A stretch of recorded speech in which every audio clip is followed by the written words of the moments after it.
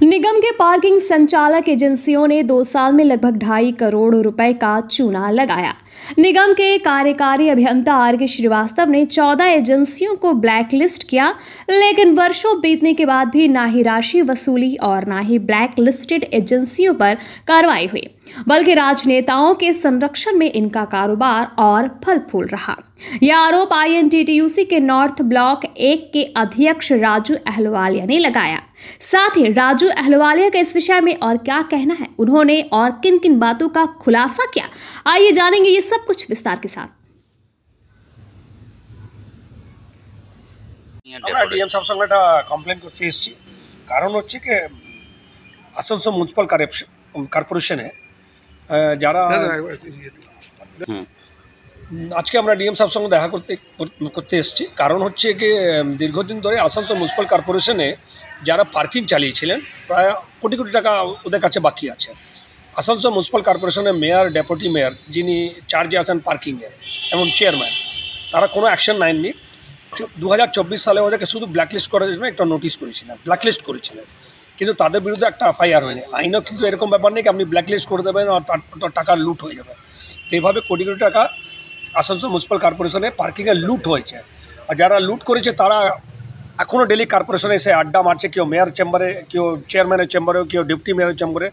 তো এটাতে মানুষের কাছে ভুল বার্তা যাচ্ছে। যারা টাকা চোট মানে গমন করেছেন, যারা সরকারি টাকা, জনগণের টাকা যারা লুট করেছেন, তাদের বিরুদ্ধে FIR না করে আসানসোল মিউনিসিপ্যাল কর্পোরেশন তাদেরকে উল্টো পিঠ থপথর পাচ্ছে, তাদের পিছনে পিঠে হাত রাখছে। এটা ঠিক কথা নয়। একটা ডেপুটেশন দিল ডিএম এর কাছে কি পার্কিং এ টাকাগুলো নয়ছয় হচ্ছে, সেই বিষয়তে আপনারা কি করছেন, কতটা? শুনুন, কার কাছে কি তথ্য আছে সেটা তো আমি জানি না, সেটা ইনকোয়ারির বিষয়। আমি তো বলছি যে ইনকোয়ারি হোক, আমি বোর্ড মিটিংয়ে বলেছি ইনকোয়ারি হোক। ইনকোয়ারিতে ঘাবড়াচ্ছি তো, ইনকোয়ারি হোক। এবং আমি এটাও বলছি শুধু 2 বছর কেন, টাকাটাও আগে পুরনো অনেক বাকি আছে।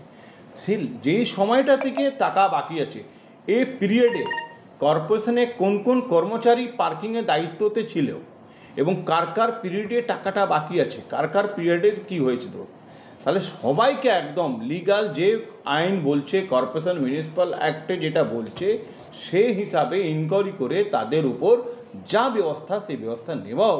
কর্পোরেশনকে বাঁচাতে হবে, মানুষের জন্য কাজ করতে হবে। যারা এরকম দুর্নীতি করেছে তাদেরকে পানিশমেন্ট দেওয়া উচিত। বলছি স্যার, কি এটা কোনো রকম রাজনীতি গিয়ে হচ্ছে না? মানে না, এটা রাজনীতি, আমি এটা রাজনীতিক বলবো না। উনি একটা আসানসোলকে ভালোবাসেন, ওই জন্য আসানসোলে পৌর নিগমকে একটা চোখ দেখিয়ে দিলেন যে এখানে একটা গন্ডগোল আছে। ডিএমকেও বলেছেন, তাহলে আমিও ডিএমকেও বলবো আপনার চ্যানেল মাধ্যমে যে আমি বোর্ড মিটিংয়েও বলেছি এটা ইনকোয়ারি হোক। যারা যারা ছিল একটা লম্বা সময় টিকে অনেক যে টাকা বাকি আছে তাকে ব্ল্যাক লিস্টেড করা হয়েছে, তার নামে কী হয়েছে না হয়েছে এগুলো পুরোটা ইনকোয়ারি করে একটা কমিটি করে একদম পুরোটা পানিশমেন্টটা আমি বোর্ড মিটিংয়েও বলেছি এটা করা দরকার আছে, এটা করা দরকার আছে। তাহলে বোঝা যাবে যে কর্পোরেশনে দেখুন, আজকে মেয়র ইনি আছে, কালকে অন্য কেউ হবে, তার আগে কেউ অন্য ছিল, ডেপুটি মেয়র আজকে আমি আছি, কালকে অন্য কেউ ছিল, আগামী দিনে আরও কেউ হবে। এবং ওই পার্কিংয়ের দায়িত্বতে আজকে আমি আছি, কালকে অন্য কেউ হবে। কিন্তু যে স্টাফরা কাজ করছে তারা তো কর্পোরেশনের কর্মচারী।